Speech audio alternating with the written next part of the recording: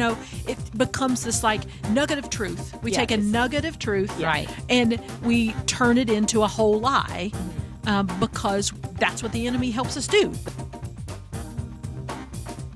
Hello there. You're listening to the Girl Talk Podcast. My name is Carol. I'm Kelly. Hey, I'm Tricia. We're so glad that you joined us today. There's not an award for it, and yet you compete like there is. What is that thing, or that series of things, if you're like me, that you're trying to achieve that you'll never get an award for and really doesn't matter, but you still live your life that way? Best dishwasher ever. You really? The cleanest sink ever. I lose that one every time. You have a good sink. I've seen her sink. Yeah. It's a Oh, good yeah. sink. Thanks. I've never you do noticed well. I it. appreciate that. You never noticed her Yeah. sink? No. I've Well, noticed it. Come to my Okay. house and notice my sink. Okay. But only if I do the dishes, because if my kid does the dishes, No. it's a different story altogether. But Well, your kid does dishes? well, that's his Congratulations. chore. He doesn't actually do them. Yeah, That's congratulations. part of the problem. Yeah. Yeah. But anyway, we What digress. about you, TK? Have you ever, okay, let me ask you a question first. Okay. Have you ever gone to a restaurant Uh-huh. and wanted to be that server's favorite customer? I think I want to be everybody's favorite everything. That's Right. it. That's the people pleaser in this, the right? yes, Yeah. but when I go to a restaurant, I'm like, oh, thank you so much. I give them, they're going to give me the specials. Okay. Yes. Oh, guys, did you hear? I want to be that person's favorite customer all day long. Well, my daughter has been a server. Yes. And her favorite customers are one that tip the most. Okay. That's Yeah, just so she you doesn't just care go, how nice no. they are. Just, Right, yeah. just show me the money. Show me the money. Make That's it exactly rain. right. Yeah. Yeah, well, For sure. I mean, Hilarious. I do 20%. Yeah. Right. But we do put a lot What of about pressure you? on No, ourselves. no. We're backing up to Yeah. what do you? I mean, I think people pleasing is, Yeah. mine. I want everybody to like me, and Yeah. the Lord is so kind to give me those people that don't. I mean, the last Girl Talk Live was a perfect example. We had some people who weren't pleased with me, and I'm sure they're that- over it by now. maybe I don't know. I apologize. Well, the thing is, you can't be everybody's cup Sure. of tea. You just can't. and boy, I'm the saltiest cup of tea you've ever had. But that is true. That is true. But we live our lives that way. Like, you know, there's one an thing you award. said, though, What? I'm just going to go back to that quickly. Okay. And say, one of the things you said at the Girl Talk Live has not left my mind because you said, I don't care if you don't like me as long as you grow closer to Jesus. You Yeah. said good. those words, and I was so impacted by that because I want that to be my story. Yeah. But it's not always my story. Yeah. And so I was so grateful that Well, you thank you. said that. And so, so maybe somebody wasn't pleased. Yeah. But I bet you they're thinking more about Jesus. I hope so. I hope so. That was the yeah. goal. Yeah. But I can't always say that that's the goal with everything in my life. Like the things that I know. compete for. I can remember when my kid was small and, you start out the first of the year and you sign the folder every day and you do the reading every night and all the things. And then like by High school. September, Yeah. September, you're like, where is that darn folder anyway? And yeah. we're supposed to read how much? I mean, all the things that really don't matter that we continually put pressure on ourselves. You're thinking of something. Go ahead. Yes, I want to be the most successful recreational 3-5 tennis player. Okay, you That won. means no, I don't win, Okay. and that's the key. And I'd keep trying, but I mean, it's those things that we set ourselves up for that Yeah. really don't matter. It makes no difference. Okay, do you think the pressure that we put on ourselves is like tied back to something that's missing in our lives? Because I know for me, I mean, I've been doing some. Y'all know me, but I have some really like hard work to do on myself. And the older I get, the more I think you realize that. I don't know Yeah. if I Sure. necessarily Yeah, right. realized it when Yeah. I was younger, but and I've. I thought I had everything together, and then your life completely crumbles, and you're like, "What is this? I have no idea what this is." But I think as you get older, you start to draw a line between those seemingly unimportant things and maybe something that you've suffered with or Yes. some wound that you're Yes. trying to heal in your past. I mean, I Yes. don't want to turn this into a psychology show, Yeah. but for me at least, And it bore itself out. I've just started playing pickleball and I love it. I'm having the time of my life. Yay! And I played the other day with a friend here, Kelly, and Not this Kelly. not you, Kelly. A different We're trying Kelly. to get you to play. Right. Mm-hmm. But But I I'm played not with near that Kelly, good. and I so wanted her to think I was good. I know, Oh, right? yeah, right. Yeah. And I didn't even realize that. And I made a shot or something. And I was like, please, Kelly, tell me I'm good. Like a You little know, dog. Pat my head, pat my head. And that's Yeah. just something so silly. But I realized that there's part of me that still needs that. Yeah. That still Validation. my identity is still incomplete. Yeah. Now Christ has done everything I need, but that part of me I still need to do some work on and realize that. And I think for me, at least, most of those seemingly incidental things that I turn into some kind of contest because I'm so competitive, those lead back to some part of me, some part of my heart that is unfulfilled. Is that the case for y'all, or Yeah, No. I think, well, for me, the thing it takes me back is to emotions I've felt before that I don't want to feel again. Yeah. You know, it's that I've felt bad about myself in a moment, or I've felt insecure, or I have felt not worthy, or I have felt less than. And I don't want to go back to that emotion. And so I'm going to either pretend like I am worthy of the award, even if I'm not worthy of the award, or I'm going to work really, really, really, really hard to be the best at whatever that is, because I don't want to feel that emotion that I felt before. Absolutely. Do you do that? Oh, 100%. Based on what both of you all said, it's like this desire to control the experience. And I'm trying so hard. And it is because it's tied back in. For me, I'm pretty sure, because I've been doing some work on this myself, and it's tied back into times of rejection in my past. Yeah. And so you're getting that? Yes. Okay. Not Yes. wanting to feel that rejection. So here's my thing too, as I've worked on unpacking some of this too. I either work really hard to not ever feel that rejection again, or I build a case why the rejection happened.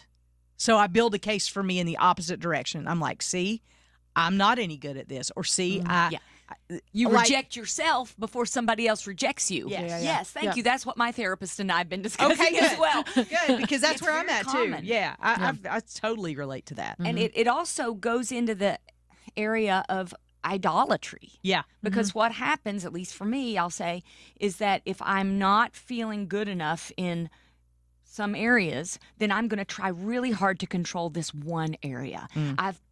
I've pinpointed this area, and if I can control this area, and I can work hard enough, and in our discussion, if I can win the award of this particular area, then maybe it will scratch that itch. Yeah.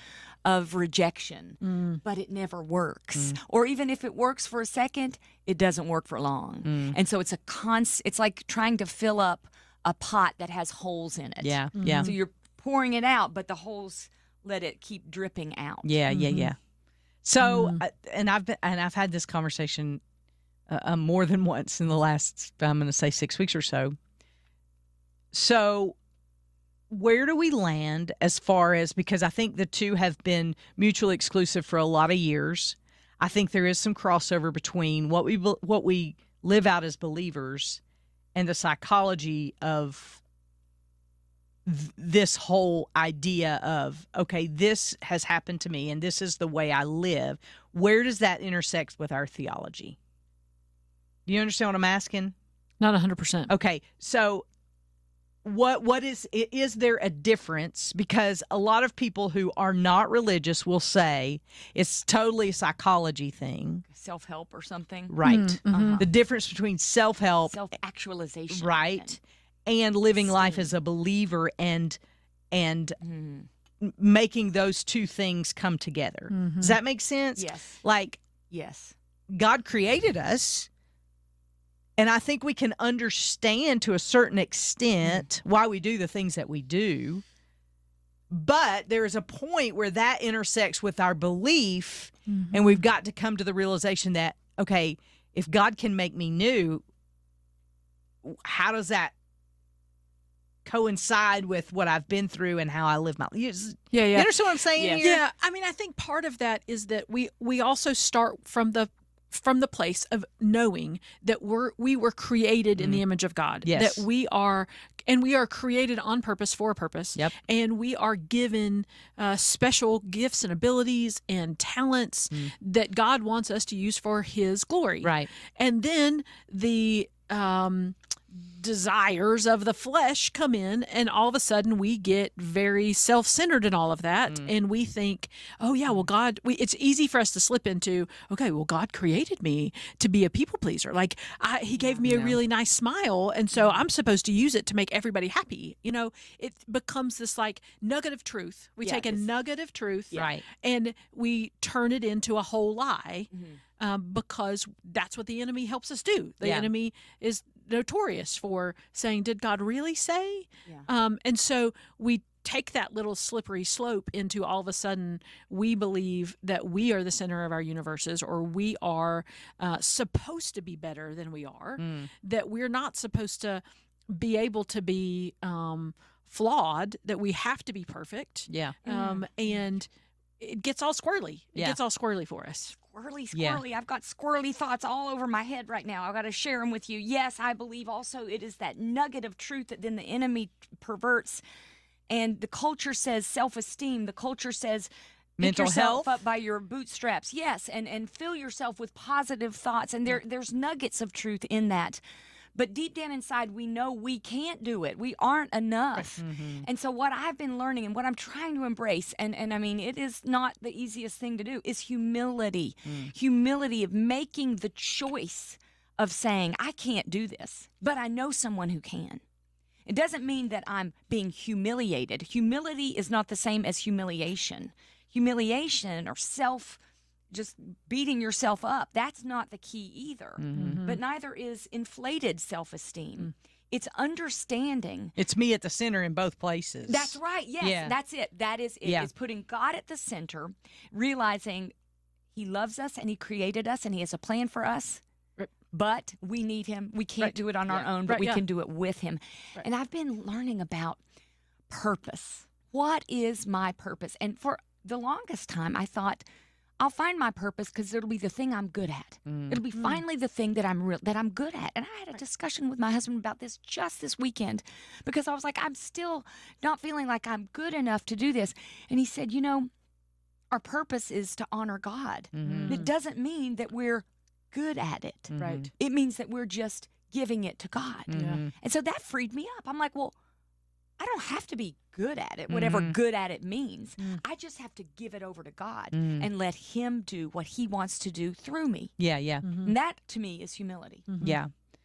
And I think the discussion of mental health has become so much a part of our culture now that I think sometimes there is a tendency for even believers to think that mental health is a greater thing than God, and that the two can exist together. And I think Like we need to be happy right versus we need to be following God. right Uh-huh. right.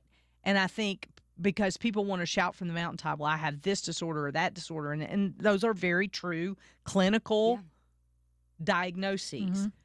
But do we believe that God is able to use those, that He's greater than those, and can ultimately heal from those? I mean, I just think there's a conversation, and I've had it a couple of times, like people are saying, okay, this is what I'm dealing with, this is where I am. And so I pause to even say this because when I say I'm doing deep work, I'm not in counseling right now, but I am doing some hard work of thinking about, like, why do I do the things that I do?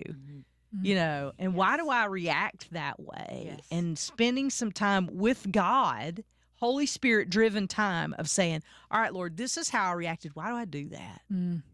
And just letting Him answer instead of saying, this is why I do that, Lord. No, that's not. And that's different for me because I'm a problem solver and I want to solve the problem.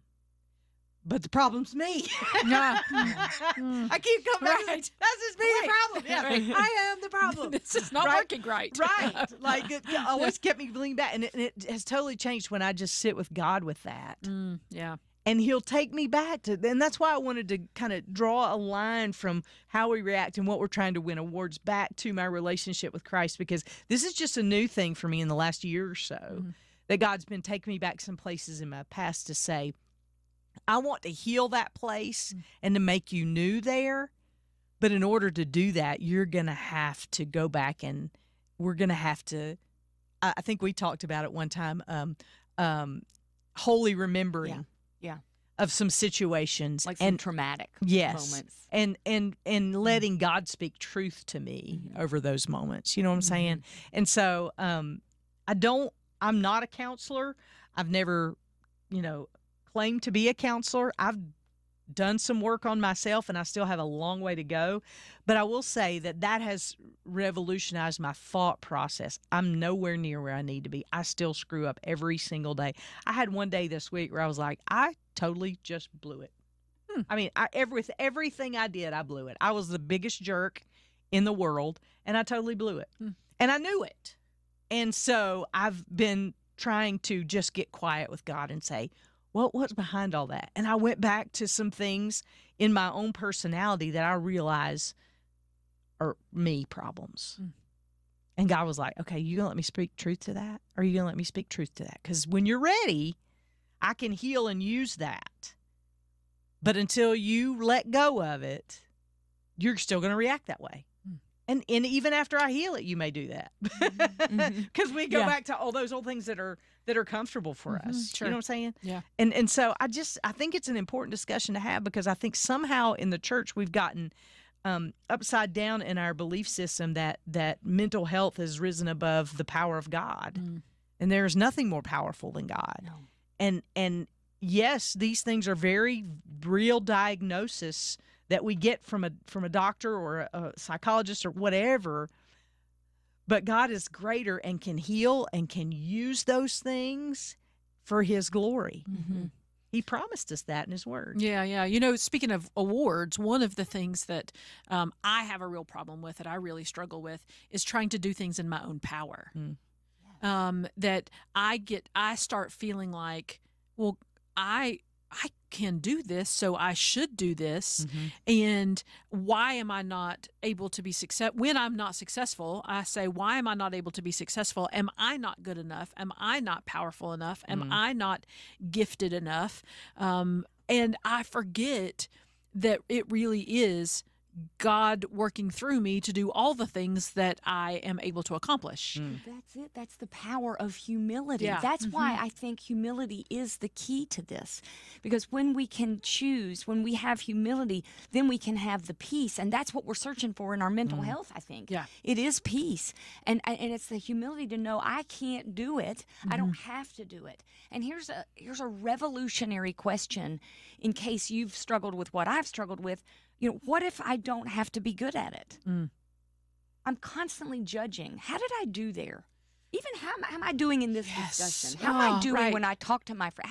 How am I doing when I talk with my kids? Yeah. Constantly judging. How good am I at this? Yeah. What if we let that go? Yeah. And instead we're just present, and we are humility. We embrace humility to let God do it. Yeah. Like you That's said. so freeing, because it's freeing. For me, I do feel like in many ways I have to bring to the conversation, I have to be good at it. Whatever it is, I have to You're bring judging. to the thing. Yes. I have to be good at this. People are looking to me. I'm a leader. People are looking at me to be good at this. And it is so freeing to me when I can walk into some place, like maybe to the pickleball court, and I can go, I'm going to really be bad at this. And that is going to be so amazing. I don't Zero have expectations. Right. Yes. The expectation is that I'm going to really stink. And so what a freeing thing to just go, I'm going to be bad at this. And how wonderful is that? Yeah. And it's not even us. Yeah, So right. let go of that judgment piece Right, yeah. of it. Why do you think that is? Because I think that's a universal thing that we all we say we're good at it or we're not good at it. Control, I think. Well, do you think? It's also insecurity. I think it gets back to the and they're same combined. thing. Yeah, that when you feel insecure, you want to control. You feel Yes. insecure, you try to control. Boom, boom, boom, boom, back and forth. right. And ad nobody nauseum. likes to feel less than or look like they're not that they're less than. You know, Rejected. everybody Again, it's rejected. Yeah, we all want to be the best at whatever it is we're doing. What if we don't? Right. Yeah. Yeah. That's my new thing now. Okay. That's my new thing. Start I'm no good at it. Start a campaign on Facebook. I'm bad at everything. I'm the worst. But then is that false humility? Right. Then we slip into that false humility. But if we do start to embrace the things, especially maybe embracing the things that we try something new. Mm-hmm. You know, we try something new that we've never done before, Like pickleball. Pickleball Next week, next Wednesday. I What do you know. think? I know. I said y'all got to do it at a time when I ain't working. Yeah. But yeah. Okay, so that leads us to the next question. How can we do all for the glory of God and maintain our sanity? Because I think this is the race here that we've been talking about. The thing that we continue on the hamster wheel is because we set a standard in our minds of what we think we ought to be or how we ought to perform. And everything in our culture is based on performance. I know this, at least in my life, because I'm doing this. This is I'm so glad we're having this conversation because it's exactly what I'm working on. Your therapist called us actually and told us to have Apparently this so. conversation. Dr. He did Laura, not hello. The Just answer that I found for myself is submit, which, again, I will remind you is the word that God gave me for my word for the year. Oh, And things are nice. all circling back Yeah. to submit. What I mean by that is, okay, God, whatever you want. You want this to go the way I was hoping it would go. You want it to go a different way. You want to teach me something in this. Okay, God, hands go from this to this, open, and submit. Let God do it. Okay, whatever. He knows best. And I know this, and I've told myself this over and over again, but I'm getting better at it. Yeah. Submit. Lay it down. Lay down your expectations. Lay down the desire to control. Yeah. And let him do what he wants to do. And I will say that a lot of women they bristle at the word submit because it's been. That's what, I wanted to explain it. Exactly. Let go. Let God be in charge of the results. Right. But yes, by God, to God and his goodness. Now, one more thing is that pray. Sure. And then submit. Yeah. Right. Yeah. So give him your worries and then trust that he heard you, he loves you, and he's got a plan. Boom. To me, that is how I'm trying to submit. I can tell by the look on Kelly's face she wants to say something about submit. Huh. Do you want to say something, or was I not looking there? Oh, no, you were looking at me. And I lips. decided that I just am going to put it. I'm going to, we're going to save that one for another day. Okay. But what I am going to say is that for me, I have to really go back to and think about what God created me to do because I have the tendency to just say yes. And if somebody's going to ask me to do something, I can do that. I can be the best at that. I can not only do it, but I'm going to work really, really hard in my own power to do it really, really well. Do it well. Until I do it well. And so then all of a sudden I find myself doing things that God actually didn't want me to do because I said yes to the wrong things. Yes. And so, one of the things am reminded of is that saying yes to too many things that God doesn't want, saying yes to things that God doesn't want you to do is just as disobedient as saying no to the things that God does want you to do. Say that again for the ones in the back. Saying yes to the things that God doesn't want you to do is just as disobedient as saying no to the things God does want you to do. That is so good, Katie. And you can get off track. And that's me. I have a tendency to just go, oh, yeah, I'm Superwoman. I can handle that. Oh, nobody else is going to do that? All right, well, then that's definitely God's calling me to do it. If nobody else is stepping up, must be me. God's calling to do it. And, that's just not – that's disobedience. Yeah. It's disobedience. How many stories in the Bible are there where people did not consult the Lord first before they did something, and they ended up causing a whole heap of problems? Yes. Saul. Oh, yeah. Yes. I'm reading that right now. Saul, In the Old Testament. Yep. I'm in the... And the Lord left him. Yes, and the Lord left him. Yeah. I'm reading earlier in the Bible and in with Moses and Joshua and all of the Israelites and all the ways that they made decisions without consulting the Lord, and then what happened to them? They got to hang out in the wilderness for a long time, and some of them didn't get to see the promised land because they did things that the Lord didn't want them to do, or they didn't do the things that the Lord did want them to do. So how do we stop? humility, prayer, submission to a holy God who loves you and wants what's best for you. He tells us that in his word. You can find it lots of places. What are the ways that you get off that crazy train of trying to win the award that doesn't exist? We'd love to hear all about it. You can email us at girltalk@thelightfm.org, or you can get in touch on the Facebook page, the public page, or the Girlfriends of the Girl Talk page. You can get in touch with us any way you like. Smoke signals. Smoke signals work too. You Carrier can come on pigeon. by. We'd love to have coffee with you. Those cicadas, you could put it like attach something to a cicada. We got plenty of those right now. we do. The important thing is that you get in touch. We'd love to hear from you and love to hear about what you think. So email us, girltalk@thelightfm.org. And hey, if you want to be a part of this community, one of the ways that you can help us is to like and subscribe so that you get the latest podcast that comes to you. Also, leave a comment. When you do that, other people see the Girl Talk podcast, not so they can hear us, but so they can get to know Jesus. That's the whole point. And so if you would leave us a review, we'd love that as well. Hey, we're going to save you a seat next time we gather around these microphones for the next Girl Talk podcast.